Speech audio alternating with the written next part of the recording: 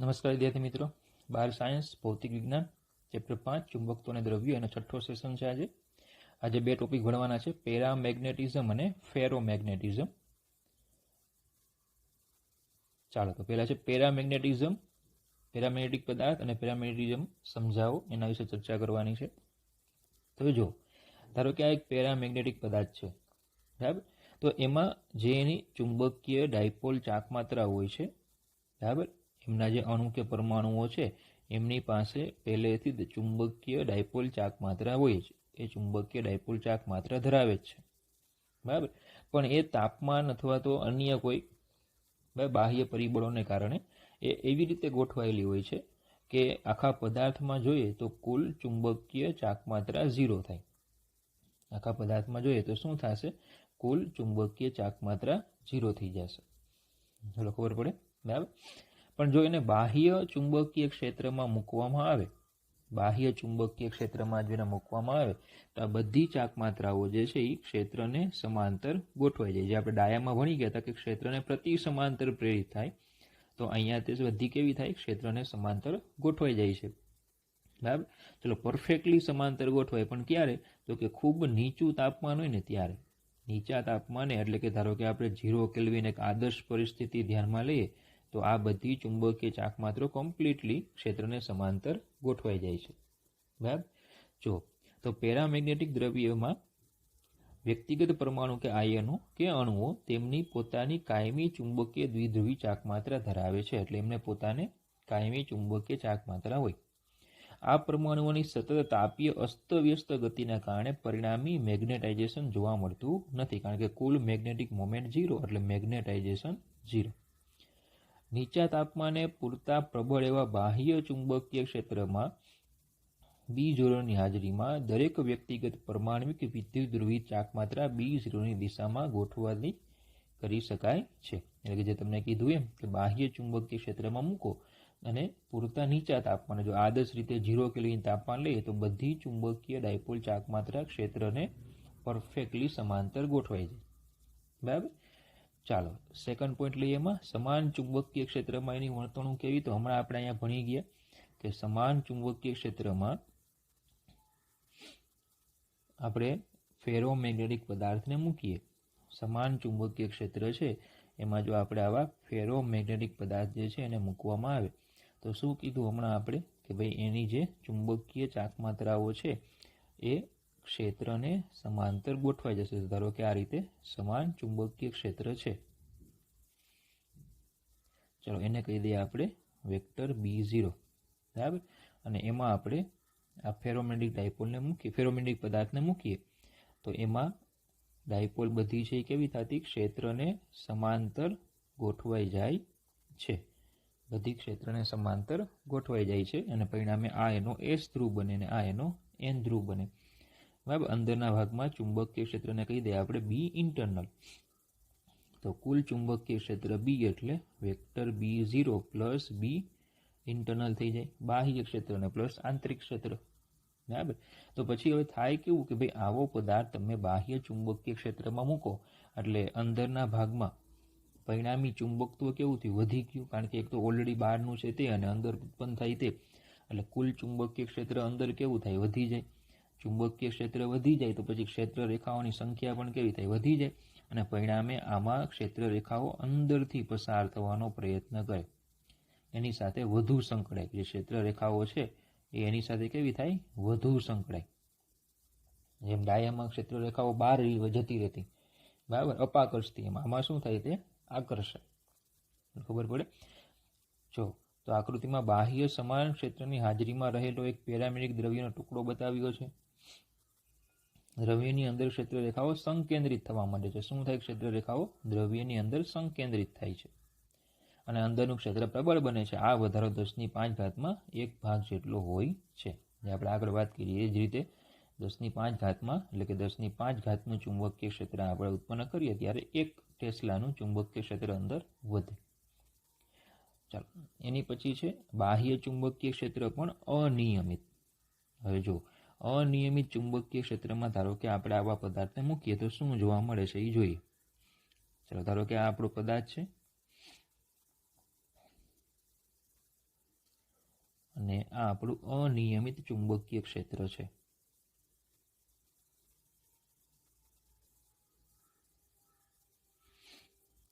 ચલો, આ અનિયમિત ચુંબકીય ક્ષેત્ર અને અંદર આપણે આવો પેરામેગ્નેટિક પદાર્થ મૂકેલો છે. બરાબર. તો ચલો, હમણાં આપણે કીધું એમ કે આમાં જે ડાયપોલો છે એ ક્ષેત્રને સમાંતર ગોઠવા છે, એટલે કે આ જે છે એનો S ધ્રુવ બને અને આ જે છે એનો N ધ્રુવ બને. બરાબર. ચલો, N ધ્રુવ ઉપર ક્ષેત્રની દિશામાં બળ લાગે એવું આપણે ભણી ગયા. એટલે N ધ્રુવ ઉપર જે બળ લાગશે Fn એ આ દિશામાં લાગશે, અને S ધ્રુવ ઉપર જે બળ લાગે Fs એ આ દિશામાં લાગશે. બરાબર. હવે સીધી વાત છે કે અહીંયા ચુંબકીય ક્ષેત્ર કેવું છે? પ્રબળ છે, વધુ છે. અહીંયા ચુંબકીય ક્ષેત્ર ઓછું છે, તો પછી આ બળ પણ અહીંયા કેવું થશે? પ્રબળ થશે. અને આ બળ કેવું થશે? અહીંયા નબળું થશે. તો એનો મતલબ કે Fs is less than Fn થાય તો આ પ્રબળ રહ્યું. પ્રબળ છે એટલે પરિણામે આની ઉપર જે બળ લાગશે એ આ દિશામાં લાગે. બરાબર. તો શું થાય? તે પ્રબળ ચુંબકીય ક્ષેત્ર તરફ આકર્ષાય. શું થાય? પ્રબળ ચુંબકીય ક્ષેત્ર તરફ આકર્ષાય. ડાયા જે હતા તે પ્રબળ ચુંબકીય ક્ષેત્રથી અપાકર્ષતા, એ ચુંબકને અપાકર્ષતા. આ શું કરે? ચુંબકને આકર્ષે છે. બરાબર. અને પોતે એક નિર્બળ ચુંબકત્વ ધારણ કરે છે. નિર્બળ કેમ? તો કે આ ચુંબકત્વ ધારણ કરે પણ એટલું બધું વધારે હોય નહીં. પેરામેગ્નેટિક પદાર્થ એવા પદાર્થો છે કે જેને બાહ્ય ચુંબકીય ક્ષેત્રમાં મૂકતા નિર્બળ ચુંબકત્વ. કેવું ચુંબકત્વ? નિર્બળ. એટલે પોતે મેગ્નેટ બને, આપણે જે અહીંયા કીધું એ પ્રમાણે પોતે મેગ્નેટ બને, પણ એનું ચુંબકીય ક્ષેત્ર કેવું હશે? બહુ ઓછું હશે. નિર્બળ ચુંબકીય ક્ષેત્ર છે. તે નિર્બળ ચુંબકીય ક્ષેત્રથી પ્રબળ ચુંબકીય ક્ષેત્ર તરફ ગતિ કરવાનું વલણ ધરાવે છે. એટલે કે આ દિશામાં ગતિ કરે તો આ પ્રબળ ચુંબકીય ક્ષેત્ર છે એ દિશામાં જવાનું વલણ ધરાવે છે. એટલે કે તેઓ ચુંબક તરફ નિર્બળ આકર્ષણ અનુભવે છે. બરાબર. લોખંડની જેમ આ પણ શું કરે? ચુંબકને આકર્ષે, પણ આકર્ષણ એનું કેવું? નિર્બળ. બરાબર. લોખંડની જેમ જ આ પણ ચુંબકને આકર્ષી શકે છે, પણ નિર્બળ ચુંબકત્વ ધારણ કરે છે. ચલો, એના કેટલાક ઉદાહરણો છે. તેના ઉદાહરણોમાં બરાબર આપણે લખી શકીએ એલ્યુમિનિયમ છે. ઉદાહરણોમાં એલ્યુમિનિયમ છે, પછી સોડિયમ છે, કેલ્શિયમ છે. બરાબર. ઓક્સિજનને પણ લઈ શકાય, એ પણ પેરામેગ્નેટિક પદાર્થ છે. કોપર ક્લોરાઇડ છે વગેરે. એટલે કે આ ઘન પદાર્થો છે. આ પ્રવાહી ઓક્સિજન, આ વાયુ, અને કોપર ક્લોરાઇડ પ્રવાહી સ્વરૂપે. તો આ બધા કેવા પદાર્થો છે? પેરામેગ્નેટિક પદાર્થો છે. બરાબર. ચાલો, એની પછી છે ક્યુરીનો નિયમ. તો ક્યુરી નામના વૈજ્ઞાનિકે એક નિયમ આપ્યો છે કે પ્રયોગો દ્વારા એ જાણવા મળ્યું છે કે પેરામેગ્નેટિક દ્રવ્યનું મેગ્નેટાઇઝેશન, એટલે કે કેપિટલ M, મેગ્નેટાઇઝેશન બાહ્ય ચુંબકીય ક્ષેત્રના સમપ્રમાણમાં હોય, એટલે ઇઝ પ્રપોઝનલ ટુ B0. બરાબર. M જે છે M ઇઝ પ્રપોઝનલ ટુ B0, અને નિરપેક્ષ તાપમાન Tના વ્યસ્ત પ્રમાણમાં છે, એટલે M ઇઝ પ્રપોઝનલ ટુ 1/T. તો ભેગા કરો તો M ઇઝ પ્રપોઝનલ ટુ B0/T. ચલો, ચલન જાય તો અચળાંક આવે, તો C B0/T. તો જ્યાં C બરાબર ક્યુરી અચળાંક, C બરાબર ક્યુરી અચળાંક. તો M equal to C, B0 એટલે μ0H/T. તો M/H ને આપણે કરતા બનાવીએ તો આવશે C μ0/T. જો M/H તમને યાદ હોય તો એને આપણે કાઈ M કહીએ છીએ, તો કાઈ M C μ0/T, અને કાઈ M એટલે μr - 1. બરાબર. ચાલો, તો ખ્યાલ આવી ગયો ક્યુરીનો નિયમ. તો આને આપણે શોધક પિયરી ક્યુરીના માનમાં ક્યુરીના નિયમ તરીકે ઓળખીએ છીએ. આ જે સમીકરણ આવ્યું તેને, અથવા તો આને શોધક પિયરી ક્યુરીના નામમાં એને ક્યુરીનો નિયમ તરીકે ઓળખવામાં આવે છે. ઓકે. બીજું, અહીંયાથી આપણે એમ પણ કહી શકીએ કે જે ચાયમ છે, મ્યુઆર છે, જે આપણે એમ કહેતા કે ભાઈ દ્રવ્ય પર આધાર રાખે છે, દ્રવ્ય પર આધાર રાખે છે, પણ આ સમીકરણો પરથી તમને ખ્યાલ આવશે કે એમાં તાપમાન પણ આવે છે. તો પછી ચાયમ અને મ્યુઆર જે છે એ કંઈક અંશે, બરાબર, કંઈક અંશે તાપમાન પર પણ આધાર રાખે છે. બરાબર. એ કંઈક અંશે તાપમાન પર શું કરે છે? તે આધાર રાખે છે. બરાબર. ચલો, નેક્સ્ટ છે જો ક્ષેત્ર વધારવામાં કે તાપમાન ઘટાડવામાં આવે તો મેગ્નેટાઇઝેશન તે સંતૃપ્ત મૂલ્યો ms જેટલું પહોંચે ત્યાં સુધી વધતું જાય છે. હવે સમજો, ધારો કે આપણે અહીંયા જે આકૃતિ આપણે ભણી ગયા આગળ, બરાબર, આ આકૃતિ છે. આપણે એમ કીધું કે ભાઈ પેરામેગ્નેટિક પદાર્થને આપણે ચુંબકીય ક્ષેત્રમાં મૂકીએ એટલે બધી ડાયપોલ ક્ષેત્રને સમાંતર ગોઠવાય છે, પણ ખરેખર એવું નથી હોતું, બધી નથી ગોઠવાતી. ધારો કે આમાં 10 લાખ ડાયપોલ છે, બરાબર, બધી અસ્તવ્યસ્ત છે. તમે કંઈક ચુંબકીય ક્ષેત્રનું મૂલ્ય રાખ્યું એટલે ધારો કે એમાંથી 5 લાખ ડાયપોલ છે એ ક્ષેત્રને સમાંતર ગોઠવાઈ ગઈ. ચુંબકીય ક્ષેત્રનું જે મૂલ્ય હતું એ પ્રમાણે 5 લાખ ડાયપોલ ક્ષેત્રને સમાંતર ગોઠવાઈ જાય. હવે તમે ચુંબકીય ક્ષેત્ર વધારો એટલે વધુ ગોઠવાય, ધારો કે 6 લાખ ગોઠવાણી. હજુ તમે ચુંબકીય ક્ષેત્ર વધારતા જાઓ એટલે ધારો કે 7 લાખ ગોઠવાણી, બરાબર. એટલે જેમ ડાયપોલ ક્ષેત્રને સમાંતર ગોઠવાતી જશે તેમ મેગ્નેટાઇઝેશન કેવું થાય? વધતું જાય. જેમ ડાયપોલ ક્ષેત્રને સમાંતર ગોઠવાય છે તેમ મેગ્નેટાઇઝેશન વધતું જાય. બોલો, ખબર પડે? બરાબર. તો ધારો કે કંઈક એક ચુંબકીય ક્ષેત્રના મૂલ્ય માટે 10 લાખ ડાયપોલ છે એ ક્ષેત્રને સમાંતર ગોઠવાઈ જાય. પછી જો તમે B0 બાહ્ય ક્ષેત્ર તમે વધારો, બાહ્ય ક્ષેત્ર જો વધારવામાં આવે તો હવે તો કોઈ ડાયપોલ વધી જ નથી કે જે ક્ષેત્રને સમાંતર ગોઠવાય, એટલે મેગ્નેટાઇઝેશન કેવું થાય? વધતું બંધ થઈ જાય. પહેલાં કેવું થાય? મેગ્નેટાઇઝેશન વધતું જાય, બરાબર, પણ પછી બધી જ ડાયપોલ ક્ષેત્રને સમાંતર ગોઠવાઈ જાય પછી તો કોઈ ડાયપોલ વધી જ નથી અને પરિણામે શું થશે? મેગ્નેટાઇઝેશન વધશે નહીં. તો એ જે મેક્સિમમ મૂલ્ય આવે, મેગ્નેટાઇઝેશનનું જે મહત્તમ મૂલ્ય આવે એને સંતૃપ્ત મેગ્નેટાઇઝેશન કહે છે. શું કહેવાય? સંતૃપ્ત મેગ્નેટાઇઝેશન કહે છે, બરાબર. મેગ્નેટાઇઝેશનનું જે મહત્તમ મૂલ્ય આવે એને કહેવાય સંતૃપ્ત મેગ્નેટાઇઝેશન. બરાબર. કેવું સંતૃપ્ત? આપણે કેમ સંતૃપ્ત દ્રાવણ તમે ભણી ગયા કે ભાઈ પાણી જે છે એમાં 1 ગ્લાસ પાણીમાં તમે ખાંડ નાખ્યા રાખો તો ઓગળતી જ જાય? ના, અમુક ઓગળે પછી શું થાય? બંધ થઈ જાય ઓગળતી. ક્યારે? તો કે દ્રાવણ સંતૃપ્ત બને ત્યારે.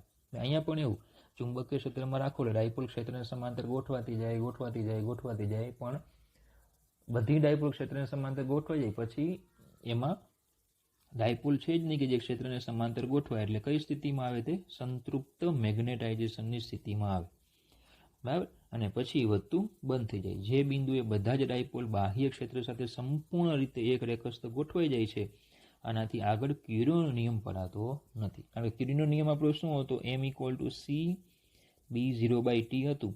એટલે જેમ તમે B વધારો તેમ M વધે, અથવા તાપમાન ઘટાડો તેમ પણ શું થાય? M વધે. પણ બધી ડાયપોલ ક્ષેત્રને સમાંતર ગોઠવાઈ ગઈ, બધી ડાયપોલો ક્ષેત્રને સમાંતર ગોઠવાઈ ગઈ, 10 લાખ ક્ષેત્રને સમાંતર ગોઠવાઈ ગઈ. તો હવે પછી તમે B વધારવા છતાં M વધે નહીં, તાપમાન ઘટાડવા છતાં M વધે નહીં, બરાબર. તો કઈ સ્થિતિ પ્રાપ્ત કર્યા? મેગ્નેટાઇઝેશનનું કેવું મૂલ્ય હશે? મહત્તમ. અને એ આપણે શું કહીશું? સંતૃપ્ત મેગ્નેટાઇઝેશન, બરાબર. અને હવે ક્યુરીનો નિયમ પડાય નહીં, કારણ કે હવે B0 વધારવા કે તાપમાન ઘટાડવા છતાં એમમાં કોઈ ફેરફાર થતો નથી. એમ છે એ કેમ રહે છે? એમ જ રહે છે, બરાબર. તો ચલો, આટલા પોઈન્ટ્સ હતા આપણા પેરામેગ્નેટિક પદાર્થ માટેના, પેરામેગ્નેટિઝમ, બરાબર. ચલો, હવે લઈએ છીએ આપણે થર્ડ પદાર્થ આપણો ફેરોમેગ્નેટિઝમ. પણ એની પહેલાં કેટલીક આપણે યાદ રાખવાની બાબતો છે. તો જો પેરામેગ્નેટિક પદાર્થમાં આપણે આવું ભણી ગયા કે ભાઈ અંદરનું ચુંબકીય ક્ષેત્ર એ બાહ્ય કરતાં પરિણામી ચુંબકીય ક્ષેત્ર એ બાહ્ય ચુંબકીય ક્ષેત્ર કરતાં વધી જાય. તો B>B0 આવે તો μH=μ0H લખાય. તો μ>μ0 થાય તો μ/μ0 તો μr1. તો B>B0 હોય, μ>μ0 હોય અને μr1 હોય. μr એટલે 1 + Km >1, તો Km <0. તો જો Km જે છે ને, Kmની કિંમત એ કેવી હોય છે? તો કે 0 કરતાં મોટી અને એક કોઈ સંખ્યા છે E અથવા એપ્સિલોન એની કરતાં નાની હોય છે. આ યાદ રાખવાનું છે. જો આ શૂન્ય અવકાશની પરમિટિવિટી નથી, યાદ રાખજો. એ કોઈ એક સંખ્યા છે જેનો ઉલ્લેખ આપણે બુકમાં કર્યો નથી. એ સંખ્યા કરતાં કેવી હોય છે? ઓછી. તો 1 + 0 > 1 + Km > 1 + E. તો આ 1 ચલો આ થઈ ગયો μr > 1 + E. તો આ બોક્સ બનાવ્યા છે બધા યાદ રાખવાના, MCQમાં પૂછાઈ શકે, બરાબર. ચાલો તો હવે આપણે નેક્સ્ટ લઈએ છીએ ફેરોમેગ્નેટિક પદાર્થ અને ફેરોમેગ્નેટિઝમ. હવે જો ફેરોમેગ્નેટિક પદાર્થો પણ એવા જ છે કે જેમના વ્યક્તિગત પરમાણુ કે અણુઓ કે બરાબર આયનો એમને પદાર્થની પેરામેગ્નેટિક પદાર્થની જેમ જ દ્વિધ્રુવી ચાક માત્રા હોય જ. ફેરોમેગ્નેટિક પદાર્થ જે છે એમના પણ અણુઓ કે પરમાણુઓને દ્વિધ્રુવી ચાક માત્રા છે જ. તો પછી પ્રશ્ન એ થાય કે સર તો પછી આને પેરા કહેવામાં શું વાંધો? તો કે આમાં થોડોક ફરક છે. આમાં જે કંઈ વ્યક્તિગત પરમાણુઓ છે એની ડાયપોલો એ કમ્પ્લીટલી અસ્તવ્યસ્ત નથી. આમાં જે કંઈ બધા આપણે પરમાણુઓ લઈએ એની જે બધી ડાયપોલ ચાક માત્રાઓ છે બરાબર એ કમ્પ્લીટલી અસ્તવ્યસ્ત નથી. બરાબર કે ભાઈ ધારો કે આ એક વિસ્તાર છે એમાં બધા આ રીતે ગોઠવાયેલા છે, આમાં બધા આ રીતે ગોઠવાયેલા છે, આમાં બધી ડાયપોલો આ રીતે ગોઠવાયેલી છે. ટૂંકમાં અમુક અમુક વિસ્તાર છે કે જેમાં ડાયપોલ ચાક માત્રાઓ પર્ટિક્યુલર કોઈ ચોક્કસ દિશામાં ગોઠવાયેલી હોય છે, એટલે કે એકબીજા સાથે આંતર સહસંબંધ ધરાવે છે, એટલે કે પડોશીઓ સાથે કોઈ ચોક્કસ દિશામાં ગોઠવાયેલી હોય. બરાબર. તો જો ફેરોમેગ્નેટિક દ્રવ્યના વ્યક્તિગત પરમાણુ કે આયનો કે અણુઓ પેરામેગ્નેટિક પદાર્થની જેમ જ દ્વિધ્રુવી ચાક માત્રા ધરાવે. આમ છતાં તેઓ એકબીજા સાથે એવી રીતે આંતરક્રિયા કરે છે કે જેથી એક સ્થૂળ વિસ્તાર જેને ડોમેઇન કહે છે, આટલું જે આ પોર્શન આવ્યા બરાબર અહીંયા જે આટલું આ જે પોર્શન આવે એ પોર્શનને શું કહેવામાં આવે છે? ડોમેઇન. શું કહેવાય એને? ડોમેઇન. એક વિસ્તાર છે જેને ડોમેઇન કહે છે, તેમાં રહેલા ડાયપોલ તત્કાલ એક રેખસ્થ ગોઠવાયેલા હોય, એટલે કે આટલા વિસ્તારમાં બધા છે ને એક જ રેખામાં ગોઠવાયેલા હોય પણ બીજા કરતાં અલગ. દરેક ડોમેઇન એક ચોખ્ખું મેગ્નેટાઇઝેશન ધરાવે છે. સીધી વાત છે, આ બધામાં એક જ સરખી રીતે ગોઠવાયેલા હોય એટલે આને કંઈક મેગ્નેટાઇઝેશન હોય.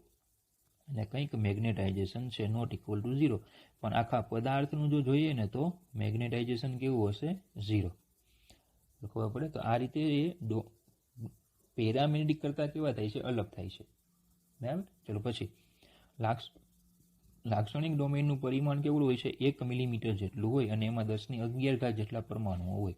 જે આપણે આ એક ડોમેઇન કહીએ છીએ બરાબર. આ એક ડોમેઇન છે. આ એક ડોમેઇનનું પરિમાણ 1 મિલીમીટર જેટલું હોય અને એમાં 10⁻11 જેટલા શું હોય? પરમાણુ, આયનો કે અણુઓ હોય. ચાલો એની પછી અલગ અલગ ડોમેઇનનું મેગ્નેટાઇઝેશન અસ્તવ્યસ્ત બદલાતું હોય છે અને તેથી તે સમગ્ર જથ્થાને કોઈ મેગ્નેટાઇઝેશન હોતું નથી. બરાબર. જે અલગ અલગ બધી ડોમેઇન છે એ બધી કેવી અલગ અલગ રીતે હોય અને પરિણામે આખા પદાર્થને કોઈ મેગ્નેટાઇઝેશન હોતું નથી. બરાબર. ચાલો એની પછીનો પોઈન્ટ લઈએ આપણે. બાહ્ય ચુંબકીય ક્ષેત્રમાં મૂકો તો શું થાય? તો જ્યારે બાહ્ય ચુંબકીય ક્ષેત્ર B0 લગાડીએ ત્યારે ડોમેઇન B0ની દિશામાં ગોઠવાય છે. પહેલાં આગળ ભણી ગયા હતા એની જેમ જ. અને તે જ વખતે B0ની દિશામાં ગોઠવાયેલા ડોમેઇનની સાઇઝ વધવા લાગે છે. હવે જો આ થોડુંક નવું લાગશે. હવે સમજો.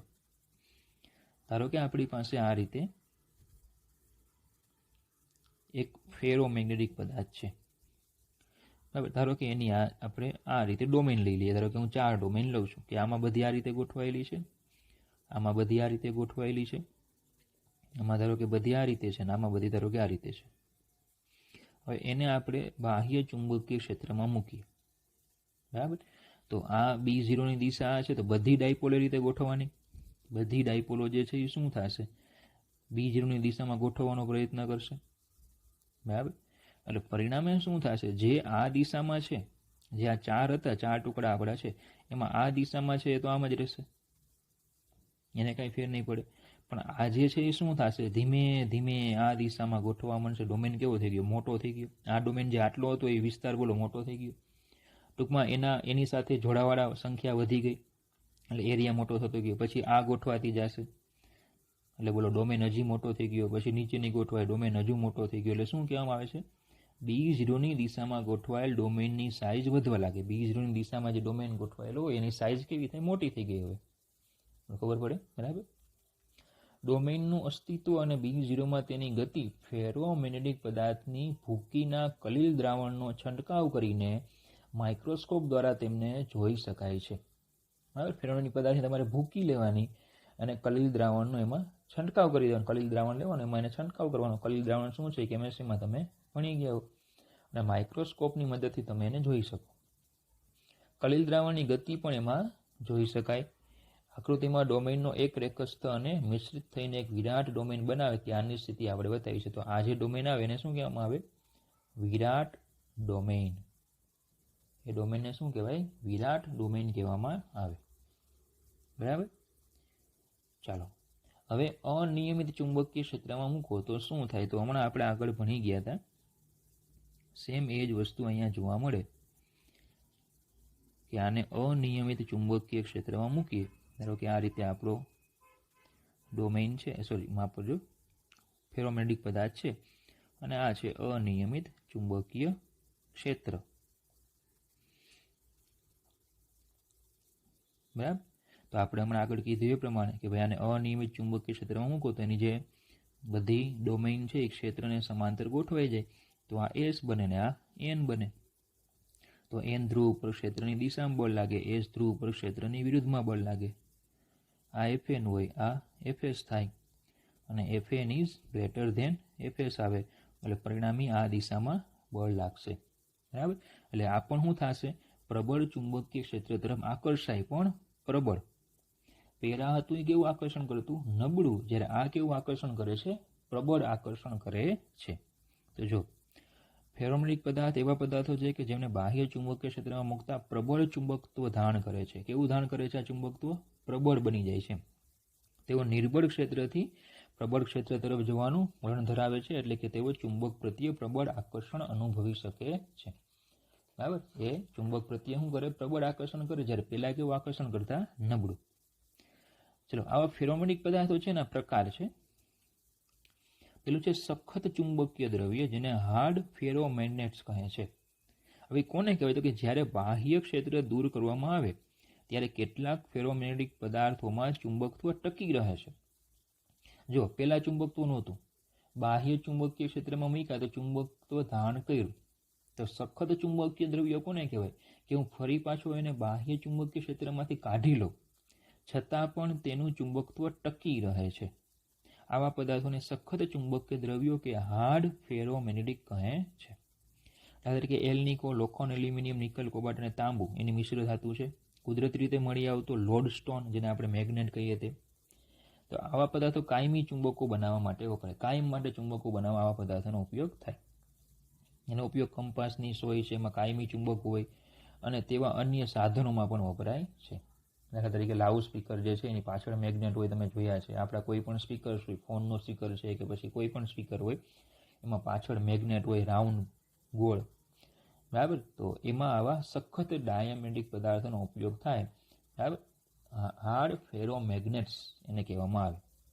તો નરમમાં શું હશે? તો કે ચુંબકત્વમાંથી એને દૂર કરો એટલે એનું પોતાનું ચુંબકત્વ દૂર થઈ જાય. તો જ્યારે બાહ્ય ક્ષેત્ર દૂર કરવામાં આવે ત્યારે કેટલાક ફેરોમેગ્નેટિક પદાર્થમાં ચુંબકત્વ અદૃશ્ય થઈ જાય છે. બરાબર. આવા પદાર્થોને નરમ ચુંબકીય દ્રવ્ય કે સોફ્ટ ફેરોમેગ્નેટ્સ કહે છે. દાખલા તરીકે નરમ લોખંડ છે એ સોફ્ટ ફેરોમેગ્નેટ્સ. એટલે ટૂંકમાં આ દ્રવ્યમાં શું થાય કે પહેલા એનું પોતાનું ચુંબકીય ક્ષેત્ર 0 હોય, પછી બાહ્ય ચુંબકીય ક્ષેત્રમાં મૂક્યા તો એ પોતે પણ કંઈક ચુંબકીય ક્ષેત્ર ધારણ કરે, અને બાહ્ય ચુંબકીય ક્ષેત્રમાંથી દૂર કરો એટલે એનું પોતાનું ચુંબકીય ક્ષેત્ર પાછું 0 થઈ જાય. બરાબર. તો આવા પદાર્થો વિદ્યુત ચુંબકો બનાવવા ઉપયોગી છે. વિદ્યુત ચુંબકો બનાવવા મતલબ કે શું? કે ભાઈ પ્રવાહ પસાર કરો એટલે એને કારણે ચુંબકીય ક્ષેત્ર ઉત્પન્ન થાય. આ ચુંબકીય ક્ષેત્રમાં આવા પદાર્થને રાખવામાં આવે એટલે પોતે પણ કેવા થાય? ચુંબકત્વ ધારણ કરે. હવે જેવો પ્રવાહ પસાર બંધ કરો એટલે આ ચુંબકીય ક્ષેત્ર 0 થઈ જાય, એટલે આનું પણ ચુંબકીય ક્ષેત્ર કેવું થઈ જાય? 0. એટલે એને શું કહેવામાં આવે? વિદ્યુત ચુંબકો. બરાબર. જેનો ઉપયોગ જે આપણે આગળ આવશે. ઓકે. તો આ બે પ્રકાર છે, સખ્ત ચુંબકીય દ્રવ્ય અને નરમ ચુંબકીય દ્રવ્ય. અને આ ફેરોમેગ્નેટિક પદાર્થો માટે જ છે. તો એવા ઘણા તત્વો છે કે જે ફેરોમેગ્નેટિક છે, જેમ કે લોખંડ, કોબાલ્ટ, નિકલ, ગેડોલિનિયમ વગેરે, જેમની સાપેક્ષ પરમિટિવિટી એ 1000 કેવી છે? વધારે હોય. તો એ પણ યાદ રાખવાનું કે ચુંબક સખત કે સોફ્ટ, કોઈ પણ ચુંબક બનાવવા માટે કઈ ધાતુનો ઉપયોગ કરવો, કોનો ઉપયોગ કરવો? તો કે એની પરમિટિવિટી છે ને બહુ મોટી હોય ને એવા પદાર્થોનો ઉપયોગ થાય. બરાબર. હવે જો આપણે તો બે પદાર્થો ભણી ગયા. એક પદાર્થ હતો પેરામેગ્નેટિક પદાર્થ, બીજો પદાર્થ હતો ફેરામેગ્નેટિક પદાર્થ. બરાબર. પેરામાં તો બધી ડાયપોલો અસ્તવ્યસ્ત ગોઠવાયેલી હતી, પણ ફેરામાં કંઈક અંશે સંતુલન હતું, ડિવિઝન હતા એમના. બરાબર. કે ભાઈ ડોમેન્સ જે છે એ પોતપોતાની રીતે અસ્તવ્યસ્ત ગોઠવાયેલી હોય. હવે જો આ ફેરોમેગ્નેટિક પદાર્થ છે, બરાબર, એ ફેરોમેગ્નેટિક પદાર્થનું તાપમાન વધારવામાં આવે તો આમની અસ્તવ્યસ્ત ગતિ શું થાય? વધતી જશે.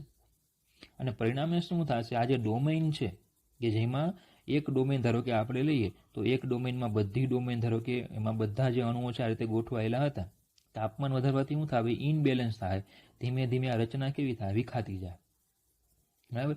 અને એક તાપમાને એક એવું તાપમાન મળશે કે જ્યારે ફેરો છે ને એ પેરા બની જશે. એક એવું તાપમાન મળશે કે એનું ત્યારે ડોમેઇન બંધારણ છે એ સંપૂર્ણ વિખાઈ જશે અને એ જે પદાર્થ છે એ પેરામાંથી ફેરોમાંથી શું બની જશે? પેરા બની જશે. બરાબર. એ જે તાપમાન આવે એને ક્રાંતિ તાપમાન કહેવાય. એ જે તાપમાન આવે એને શું કહેવાય?